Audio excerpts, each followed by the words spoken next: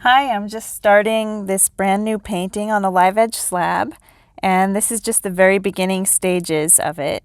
So this is a sneak peek, and while I'm showing you that, I'm going to share a little bit of my thoughts on the topic of art education. So if you want to be a professional artist and sell your work, do you need to get a formal education or a college degree in art? No, you do not.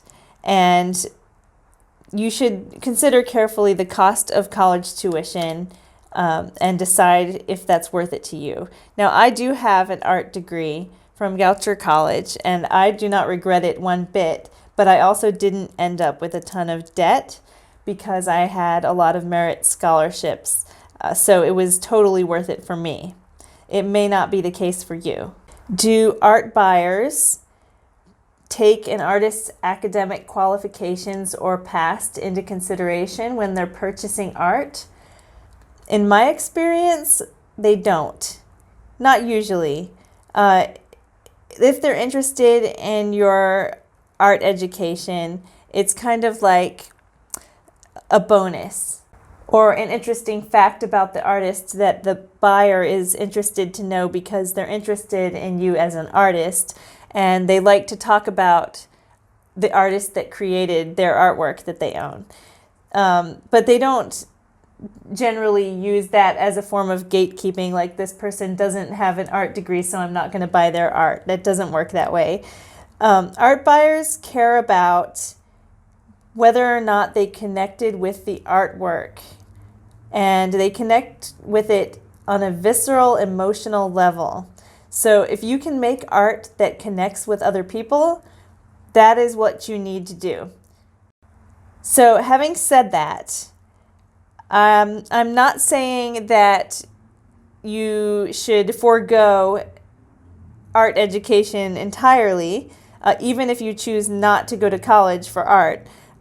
You should take art classes. You should be a student as much as you possibly can in a classroom environment or via online tutorials or in whatever way that makes sense or is available to you. You should go for it. The art world can be confusing because there's no one standard path that artists take in their life and their career. There are a million ways to become an artist, and there are a million ways to make money with your art, and there's no one correct way to do it. So many artists are actually entirely self-taught and still making money with their work, and that's awesome. A lot of people, if they've been entirely self-taught and they think of that as a badge of honor, I don't think of it that way. I think there is a lot of value to be gotten from the teachings of other people who came before you. So if you don't seek out this instruction, I think you're missing out. A lot of us are loners. We have the ability to be very creative just with our own minds, without any form of input from the outside world. And we take pride in our artistic vision and our methods and our creativity. But that doesn't mean that it's a good idea to make your art in a vacuum.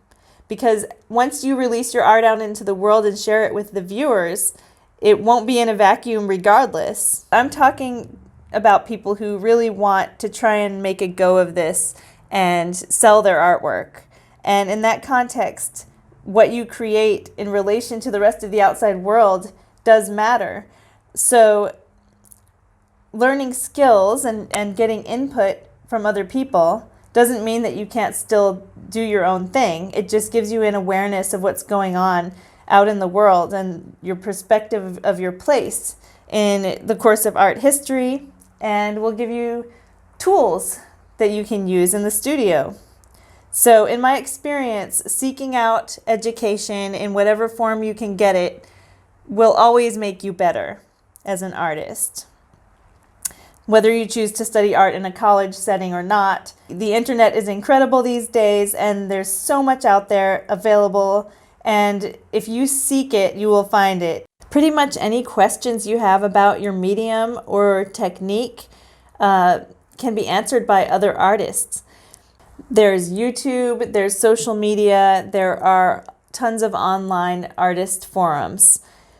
So no matter where you get your art education from, whether it's formal education or cobbling together things that you find on the internet, my biggest piece of advice for staying fresh and always learning is to never stop looking at lots of art.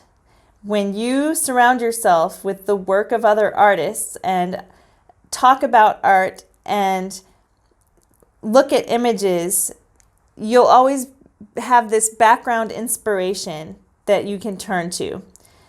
If you take the time to visit museums and art galleries, and even if you don't have enough time for that to do that in person, you can regularly look at artwork on the internet and familiarize yourself with artists that you've never heard of, contemporary artists as well as the masters from art history.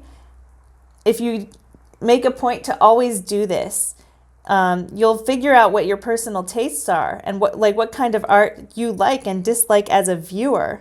And knowing your own tastes will inform your choices when you go back to the studio and create your own work.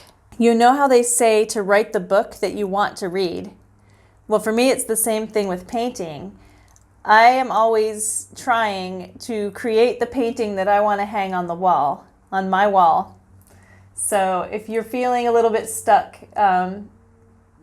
there's a little cheat for you. Think about what you want to hang on your own wall and try to make it happen. And then repeat that every time you make a painting over and over for the rest of your life.